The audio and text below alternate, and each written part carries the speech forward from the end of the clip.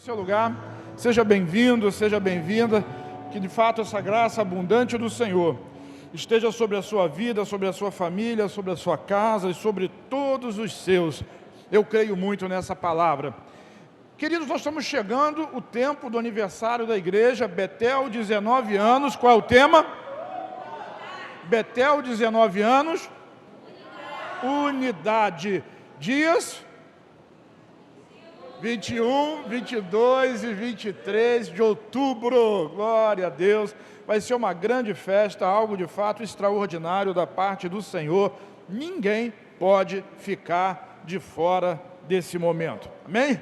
Vamos estar juntos aqui, com força, com garra, com unção, com poder do Espírito, glorificando o nome do Senhor. Deixa eu lhe dizer uma coisa, aqueles irmãos que ainda não fizeram a oferta, não se colocaram na posição de ofertantes para o aniversário da igreja, ainda podem fazê-lo. Procure aí os irmãos, um dos tesoureiros, ou faça a sua oferta, coloque no envelope, no cartão, no Pix, mas não deixe de escrever no envelope que é a oferta para o aniversário da igreja, porque ela vai ter um destino certo. Quem entendeu diz amém? Amém. Glória a Deus, amém.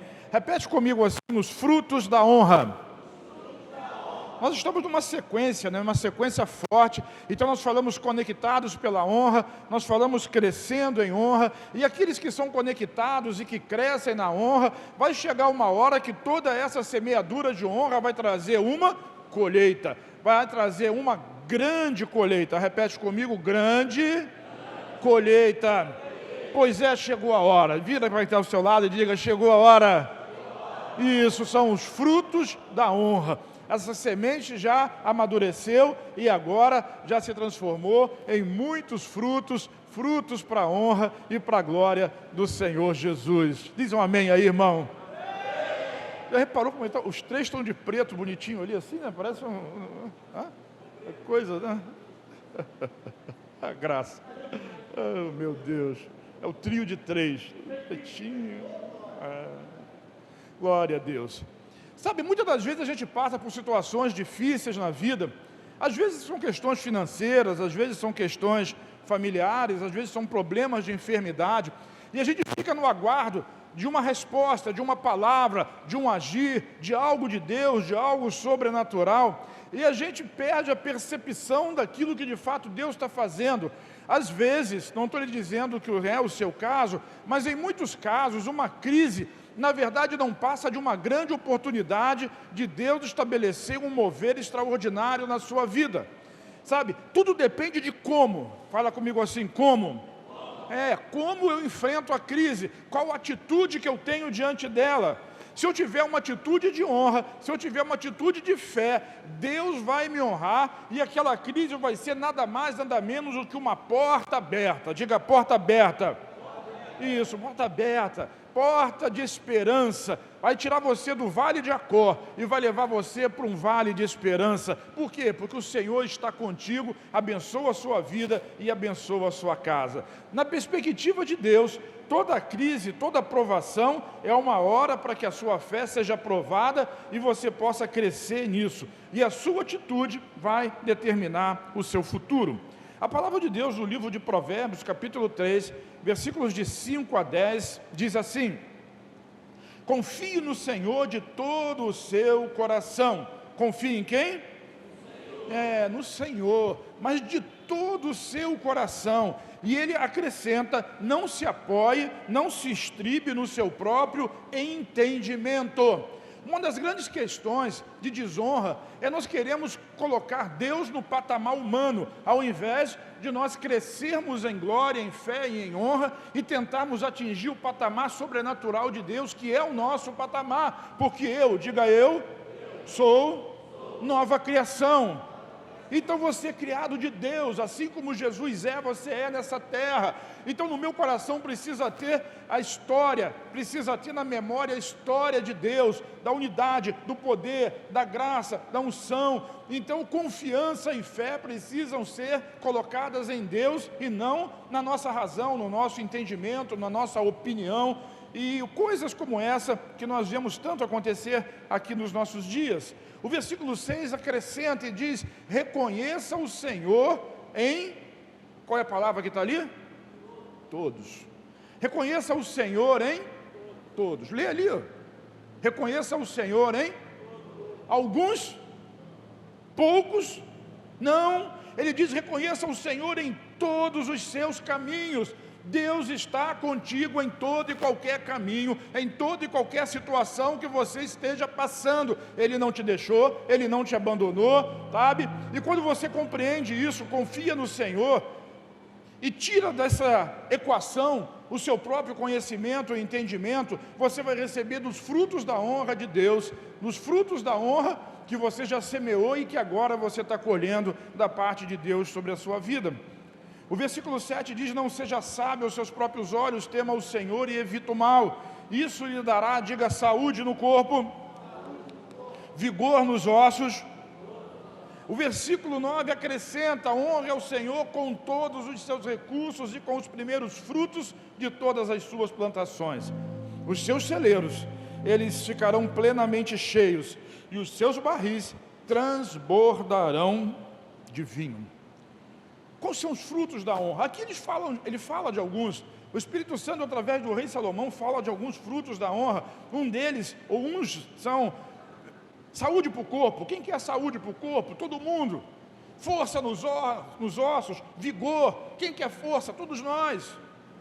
Barris transbordando de vinho, lagares cheios, muito vinho, muito trigo, muita colheita, muita bênção. Todo mundo quer isso, mas todas essas coisas são, repete comigo assim, frutos de uma vida de honra. Então vamos ver alguns princípios aqui. Eu quero enumerar pelo menos 3 deles nessa noite. O primeiro deles que Salomão coloca é não confiar no seu próprio entendimento. Vamos repetir? Não confie. Está muito feio. Não confie no seu próprio entendimento. Então não confie em você mesmo, confie no Senhor. Deus quer aplicar essa palavra de fé no seu coração, para que você possa crescer e desenvolver-se nele, e experimentar o melhor dele nessa terra. Então, pautado na palavra, crendo e confiando, ou seja, honrando ao Senhor, você vai conseguir desfrutar do melhor de Deus para essa terra. Não é à toa que o profeta dizia: se quiseres e me ouvirdes, comereis o melhor dessa terra. Se quiseres e me ouvirdes, me escutar, a palavra, a promessa, você vai desfrutar e vai comer do melhor dessa terra. É isso que Deus tem para você, é isso que Deus quer colocar sobre a sua vida, é esse derramar de Deus que vai vir sobre a sua casa e sobre a sua família. É disso que eu estou falando. Então não confie em você mesmo, antes confie no Senhor. Paulo fala a respeito disso na segunda carta de Timóteo, a Timóteo, capítulo 1, versículos 6 e 7, Paulo diz assim: por essa razão torno a lembrar-lhe. Então Paulo está declarando exatamente isso, que por essa razão de ter uma mente, uma confiança, uma fé em Deus, ele torna a lembrar, ele fala de novo, ele ensina de novo. E para a gente contextualizar isso, Paulo está no final da jornada dele, o tempo dele na terra está acabando, ele já está preso, ele está aguardando o dia que a sentença de execução vai ser concluída e ele seria decapitado, e assim foi.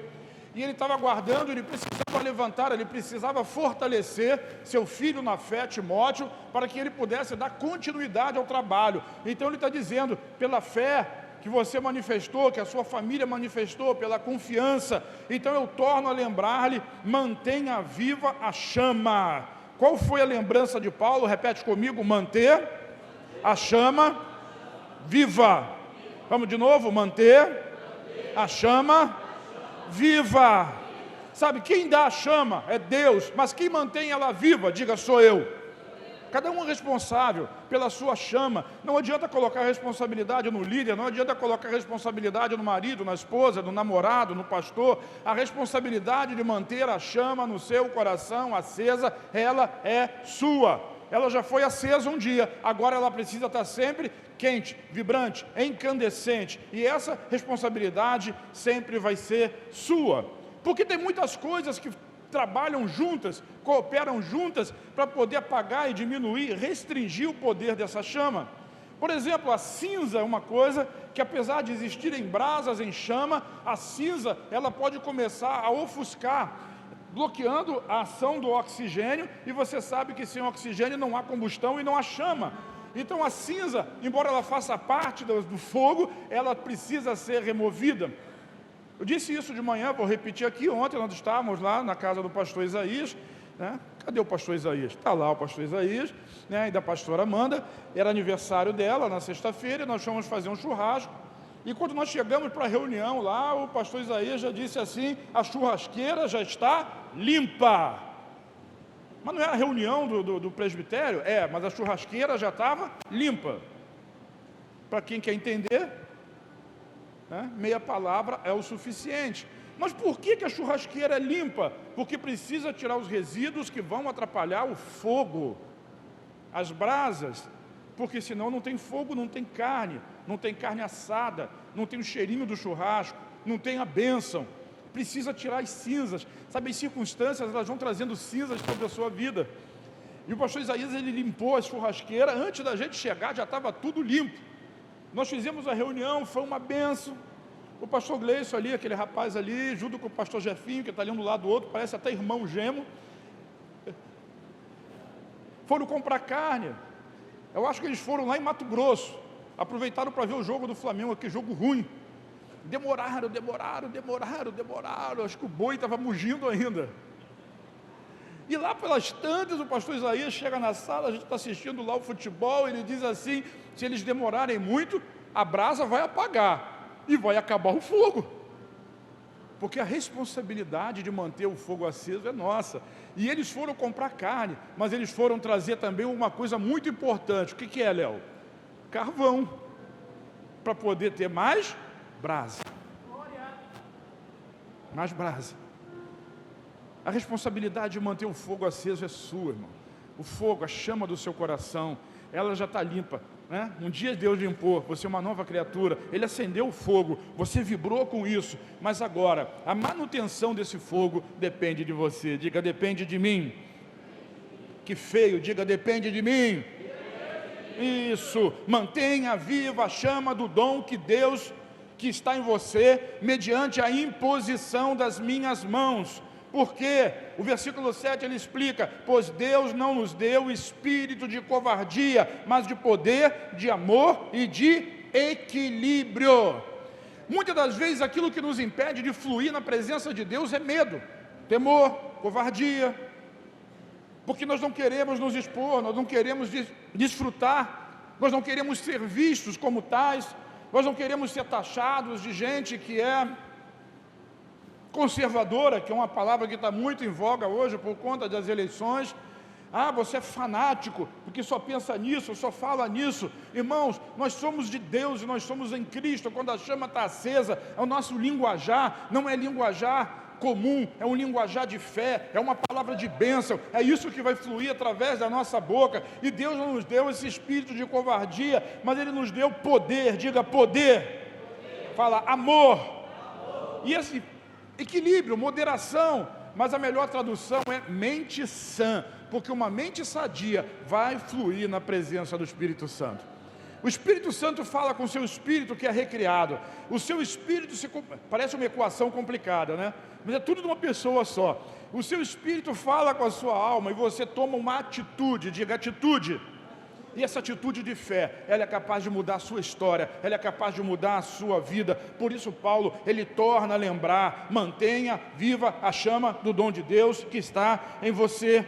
O fogo, manter esse fogo, manter essa presença, manter esse desejo, depende de você. E quando a sua mente é sã, quanto mais de Deus você tem, mais de Deus você vai querer. Quanto mais fogo do Senhor tiver no seu braseiro, mais fogo de Deus vai precisar estar ali incandescendo, esquentando, aquecendo, assando, iluminando e fazendo tudo aquilo que diz respeito ao poder do fogo e da chama que precisa estar acesa na sua vida. Então repete comigo: é meu desejo manter a chama acesa.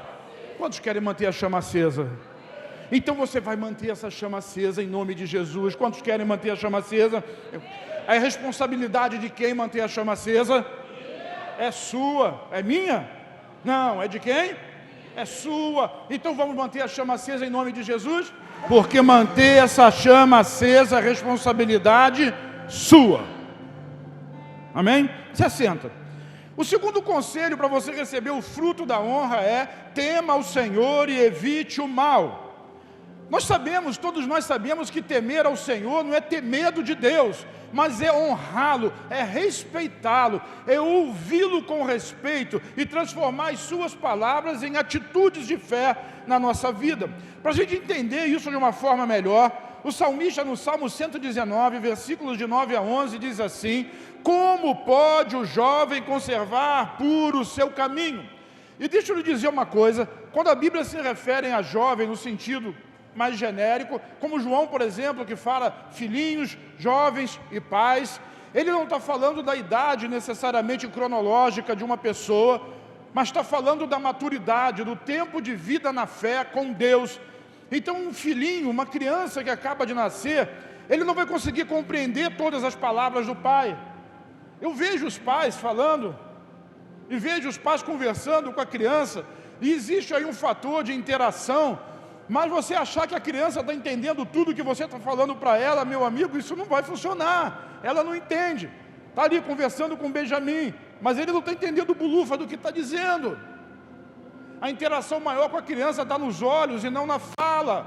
Então, às vezes, aquele que é novo convertido, ele não consegue perceber, ele é uma criança espiritual. Mas você que é jovem e você que é pai, esses já conseguem perceber e desfrutar da força, do poder e do amor de Deus, já conseguem manter a chama acesa. Não precisa ninguém estar visitando você todo dia, não precisa ninguém estar soprando em cima de você para esse fogo acender e cuspindo em cima de você. Deu ruim lá, hein? Não precisa, por quê? Porque você é um jovem, você é um pai, você é um adulto. Então o que a Bíblia está dizendo? Como pode um jovem, uma pessoa que já tem uma certa maturidade, conservar puro o seu caminho? E ele explica: vivendo de acordo com a tua palavra. Qual é a melhor forma de honrar o Senhor e de colher os frutos da honra? Crendo naquilo que Ele diz, observando a sua vida conforme a palavra dEle. Às vezes a pessoa vem para a igreja, mas ela vem com um interesse especial, nada contra, cura de uma enfermidade, por exemplo, uma provisão financeira, casamento.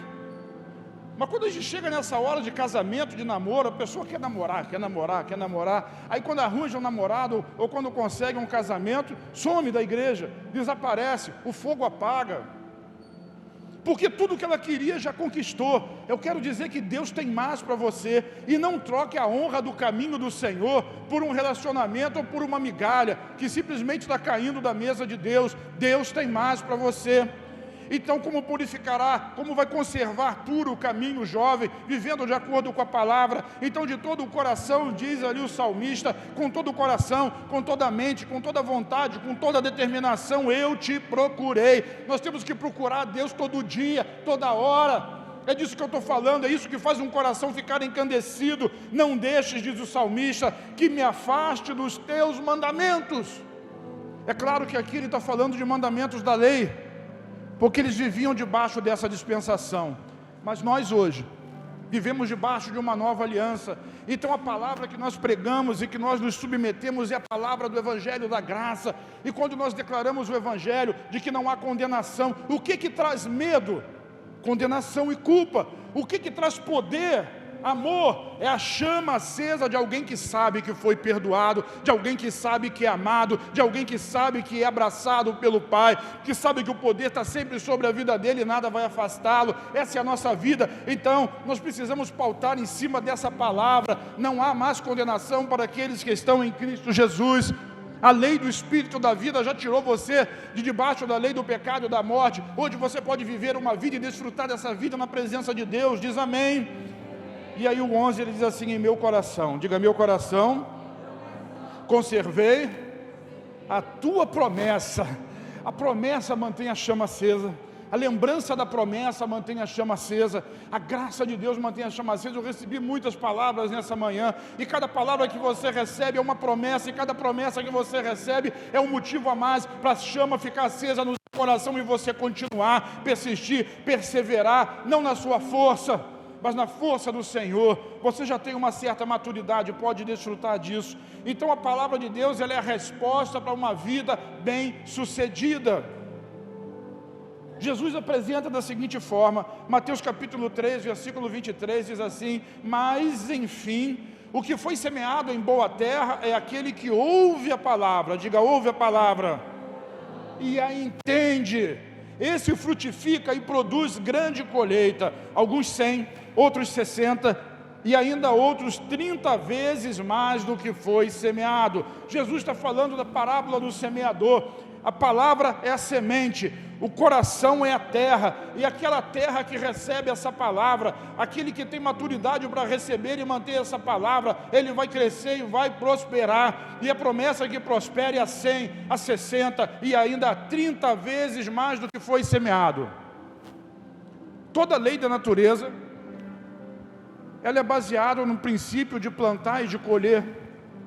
Tudo que tem vida, cresce, prospera e se multiplica baseado no plantar e no colher. A semente de uma árvore, ela cai, ela morre para que ela possa frutificar. Se você deixar num terreno fértil uma única árvore, daqui a pouco você vai ter um grande pomar, se for uma árvore frutífera da mesma árvore, porque ela vai crescer, ela vai multiplicar pelas próprias sementes que ela vai produzir. Se você quer receber uma colheita extraordinária de honra, querido, olhe para mim. Se você quer receber uma colheita extraordinária de honra, você precisa aprender a semear sementes de honra. Porque se você não planta, você não colhe. Se a árvore não dá fruto e o fruto não tem semente, ela não vai se multiplicar em outras árvores. Então tem que ter uma semente, e a semente está na sua boca. Está onde? Diga, na minha boca. A Bíblia diz que aquilo que tem no seu coração, você declara com a sua boca. A boca fala do que o seu coração está cheio, e cada palavra que você libera da parte de Deus é uma, diga, semente. Como é que eu posso colher semente de honra? Semeando também palavras de honra. Diga assim, hoje, eu já vou orar por você agora, e Deus vai te dar uma palavra. Vai dar para quem? Para você. Mas para fazer o que com ela? Para você semear ela. Porque a gente gosta de receber a palavra, mas hoje não. Diz assim, hoje não. Hoje a palavra que você receber vai ser uma palavra para você semear. Como é que é isso, pastor? Eu vou dizer para você. Eu vou orar e vou dizer, Senhor, traz revelação, espírito de sabedoria em nome do Senhor Jesus, sobre a mente e o coração desse irmão. E Deus vai dar uma palavra de Deus, uma palavra dele para você compartilhar com alguém que está aqui, ó. Talvez você conheça, talvez você não conheça, você vai compartilhar uma palavra com alguém que está aqui hoje. Pode ser um versículo bíblico, pode ser uma palavra específica de revelação, mas agora você que já tem a chama acesa, quantos têm a chama acesa? Amém. Quantos querem viver algo novo? Pois é, agora você vai ter oportunidade de viver uma novidade na sua vida. Agora. Quem está comigo diz amém. Repete comigo assim, honra ao Senhor. Como eu já falei para vocês, nós fomos criados à imagem de Deus e recriados à imagem de Cristo. Nós temos por direito de criação a igualdade, a imagem, a semelhança do próprio Deus. Mas com o pecado nós caímos, mas que em Cristo nós fomos reconduzidos à imagem de Cristo. Nós somos como a realeza, assim como Jesus é, nós somos também nessa terra. Eu estava dizendo isso para os pastores ontem na reunião. Um dia os sacerdotes ficaram com muita inveja de Jesus e mandaram os soldados prender Jesus. Soldado era só aquela gente ruim. E aqueles soldados foram lá para a presença de Jesus, e Jesus estava fazendo o quê? Palavra, pregando, ensinando. E os soldados sentaram e começaram a ficar ouvindo, e passaram o dia inteiro lá. Aí quando voltaram no final da tarde, os sacerdotes, cadê o Jesus? Nós não podemos prender ele. Ninguém fala igual a esse homem. Ninguém tem palavras como esse homem. Eu não podia mexer com ele. O que eu podia fazer? Sabe, Deus quer colocar palavras na sua boca de tal maneira que ninguém vai poder mexer com você, irmão. Você tem a semelhança de Cristo. Essa é a vida da igreja. Essa é a vida de Deus. Esse é o fogo de Deus que precisa estar queimando no seu coração e na sua vida. E isso precisa se espalhar por esse lugar, se espalhar por essa terra, onde você mora, onde você vive, onde você trabalha. Isso é uma forma de honrar a Deus. Nós honramos a Deus ouvindo e fazendo, repercutindo aquilo que Ele nos fala. A gente repercute tanta bobagem que a rede social fala. Em época de eleição, então, tem mais bobagem, mais besteira de gente doente do que outra coisa qualquer. Por que eu não posso repercutir a palavra de Deus, a promessa? Porque tem medo de ser um fanático? Seja um fanático crente cheio do Espírito Santo. Diz amém. 2 Coríntios capítulo 9, versículo 6. Paulo diz assim, lembre-se. Paulo gosta muito de relembrar, porque tudo que ele disse ele já tinha dito antes. Então lembre-se, igreja de Corinto, aquele que semeia pouco também vai colher pouco, mas aquele que semeia com fartura também com fartura colherá. Apóstolo, isso aí está falando de dinheiro. É verdade, aqui ele está falando de recursos financeiros, mas tudo aquilo que é palavra de Deus também é semente.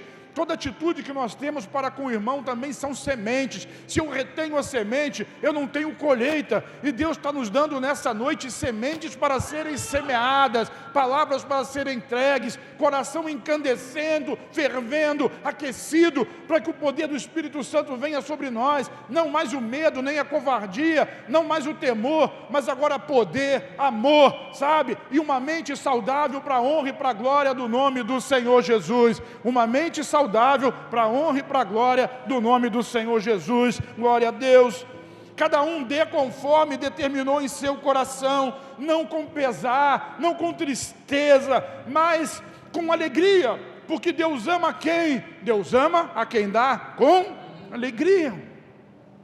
Espontaneidade, alegria, é disso que eu estou falando. Deus quer mover essa noite no seu coração, para que você tenha uma grande colheita da parte dele de honra, sabe? Essa espontaneidade em declarar a palavra de vida, palavra de bênção. O versículo 8 diz assim, e Deus, Ele é poderoso para fazer que lhe seja acrescentada toda a graça. Toda graça, não é alguma graça, não é pouca graça, mas é toda graça, para que em todas as coisas, não são algumas coisas, não são poucas coisas, mas são em todas as coisas, em algum tempo, em algum momento da vida, não, em todo o tempo, tendo tudo, diga tudo, o que é necessário, oh meu Deus, que cada um possa transbordar em toda boa obra. Nós vivemos na pobreza espiritual porque nós queremos. Nós nos submetemos à miséria espiritual, à mediocridade espiritual porque nós queremos, porque toda a graça, toda a unção, todo o poder, toda a glória está ali à disposição de cada um de nós, apoiado no princípio de Deus, que é o princípio da semeadura e da colheita, da palavra liberada e do receber da abundância dessa palavra. Está aí na sua boca, está aí no seu coração, está aí na sua mão. Seja abençoado. Como é que eu posso ser abençoado? Abençoando. Como é que eu posso prosperar? Abençoando alguém, ofertando, dizimando. Como é que eu posso crescer na fé, declarando uma palavra de fé sobre a vida de alguém? Como é que você vai crescer na fé se você nunca ousa? Se você nunca tem coragem de repetir aquilo que Jesus diz ou fez? E a promessa de Jesus para nós é que coisas maiores, obras maiores nós faríamos. Você nunca vai ver um aleijado andar se você não disser para ele, levanta e anda. Você nunca vai ver uma família restaurada se você não confrontar essa família e dizer que Jesus não é o destruidor de casas nem de famílias, mas Ele é o restaurador. É disso que eu estou falando. Aprenda a semear, semeie com alegria, semeie com prontidão. A palavra que está perto de você está na sua boca e está no seu coração. Diz, eu estou entendendo. Vou lhe contar uma história. No livro de 2 Reis, no capítulo 4, conta a história de Eliseu, do profeta Eliseu e da sunamita. O texto diz assim, versículo 10: vamos construir lá em cima, isso era a mulher falando para o seu marido, vamos construir lá em cima um quartinho de tijolos e colocar nele uma cama, uma mesa, uma cadeira e uma lamparina para ele. Pergunta para quem está do seu lado, quem é ele? Ele é o profeta, diga o profeta. Eliseu é o nome dele, profeta. Ele sempre ia na casa daquela mulher quando eu estava passando e ela preparava a refeição para ele, almoço, janta, comida. Mas agora ela queria fazer mais, ela queria abençoar mais. chamou o marido e disse: vamos construir um cômodo, vamos construir uma suíte para ele, coloca lá dentro uma cama, coloca lá uma cadeira, coloca lá uma mesa, coloca lá uma lamparina, para ele poder, além de se alimentar, também descansar. O versículo 11 diz assim: um dia, quando Eliseu chegou à casa daquela mulher, subiu ao seu quarto. De quem era o quarto? De quem era o quarto? De Eliseu. Às vezes a gente quer dar alguma coisa para o Senhor, mas quer tomar de volta. A gente quer dar alguma coisa para o profeta, mas depois quer tomar de volta de alguma outra medida. E ali diz a Bíblia claramente: então Eliseu subiu para o seu quarto. O quarto era de quem? Dele, porque ele tinha recebido como uma semente de honra, como um presente. Ele recebeu aquele presente e ele podia desfrutar dele. E quando ele se deitou na sua cama, diz o versículo 11, ele começou a pensar em como ele poderia abençoar aquela mulher, porque quem é abençoado, abençoa. Quem é amado, ama. Quem recebe de graça também dá. Esse é o princípio da Bíblia. Nós precisamos nos mover em cima desse princípio. Versículo 14 diz assim: mais tarde, porque aquela mulher disse: eu não quero nada, eu não preciso de nada, não preciso de coisa nenhuma, eu tenho meu marido, eu tenho a minha família, eu tenho dinheiro, eu tenho posses, não preciso de nada. E Eliseu ficou pensando, e diz assim o versículo 14: mais tarde Eliseu perguntou a Geazi: o que se pode fazer por ela? E ele respondeu: bem, ela não tem filhos, e o seu marido, ele é idoso. Então acendeu aquela lâmpadazinha em cima da cabeça de Eliseu, e Eliseu pensou: é isso. Como é que eu vou abençoar ela? Eu vou dar para ela um filho. Mas Eliseu tinha poder de dar filho para alguém, a não ser para a esposa dele? Não, mas ele tinha um poder na palavra, porque a palavra que saía da boca do profeta era semente de Deus. Amigo, irmão, eu estou dizendo para você que a palavra que sai da sua boca também é semente de Deus para essa geração, sabe? É por isso que Jesus fala: se o povo, se os crentes se calarem, as próprias pedras haveriam de clamar. Ninguém pode pegar uma candeia que, em vez de colocar lá em cima e colocar embaixo da cama, ela precisa iluminar. A palavra está na sua boca, você precisa declarar. Eliseu só declarou: chama ela de novo aqui. E Geazi foi lá chamar a mulher, e ele declarou sobre a vida dela assim: por volta dessa época, no ano que vem, você estará com um filho nos braços. O que ela ia receber? Um filho. O que Eliseu plantou? Uma palavra. O que a mulher plantou na vida de Eliseu? Um quarto, uma cama, uma cadeira, uma mesa e uma lamparina. Um cômodo, mobiliou um cômodo para ele descansar. Sabe, Deus é assim.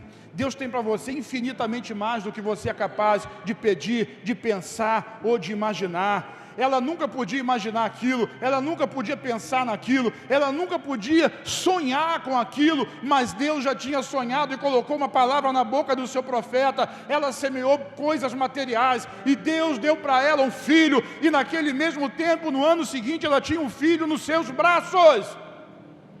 Eu não sei se vocês acompanham, eu convido a acompanhar. Todos os dias, de segunda a sábado, eu estou ministrando uma série que está nos meus stories, no Instagram, falando sobre encontros com Deus.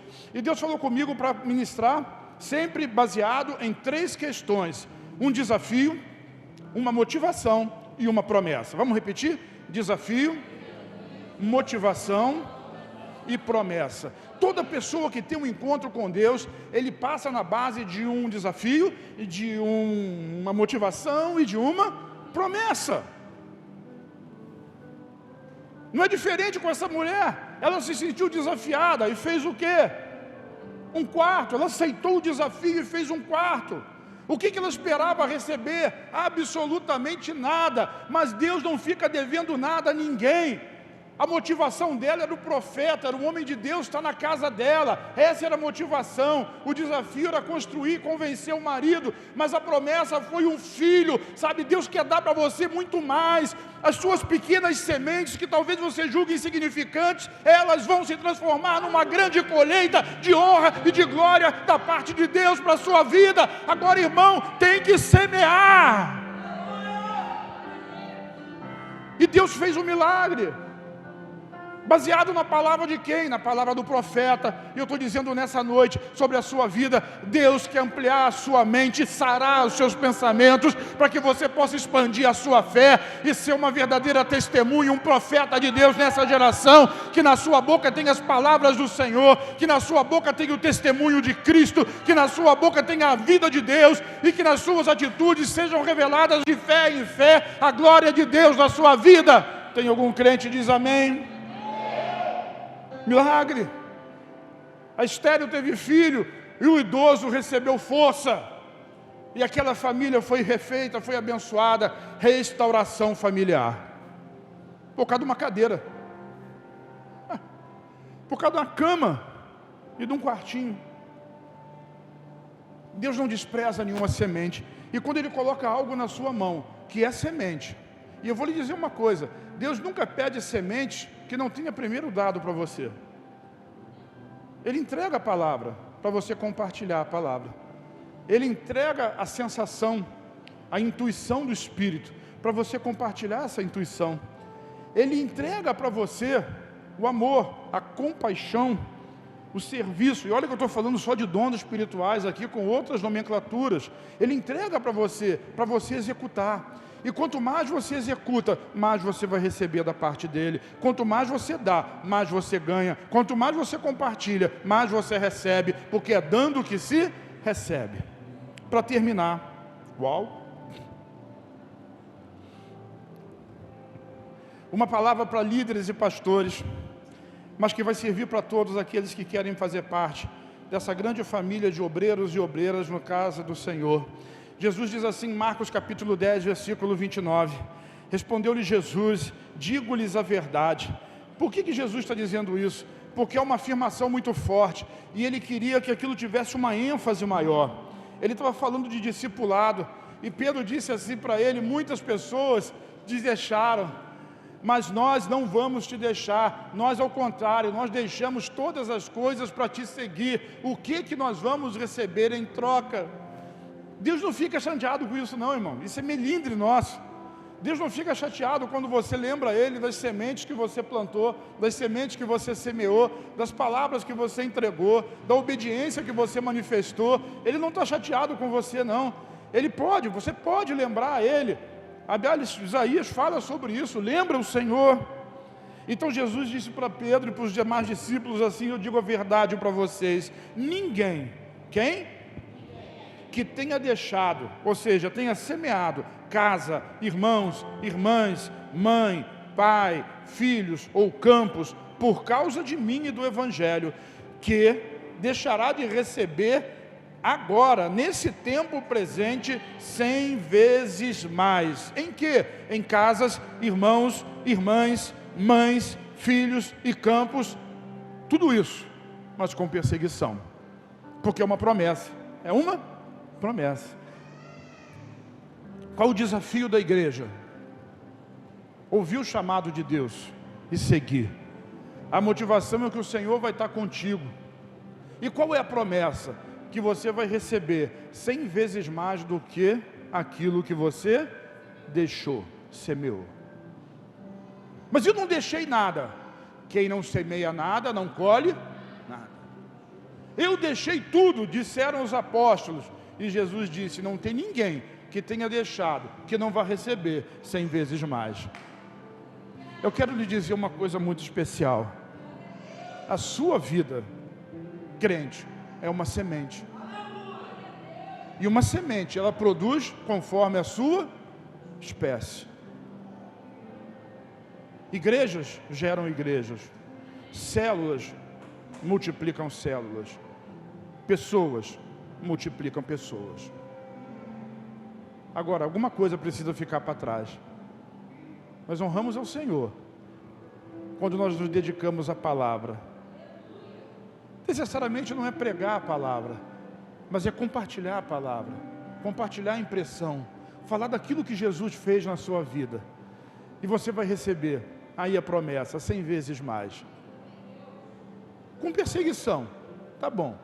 Perseguição faz parte. Alguém vai falar mal, alguém vai criticar, alguém vai dizer, mas o que importa? O que alguém diz, ou o que Deus pensa? Nós precisamos tomar uma decisão.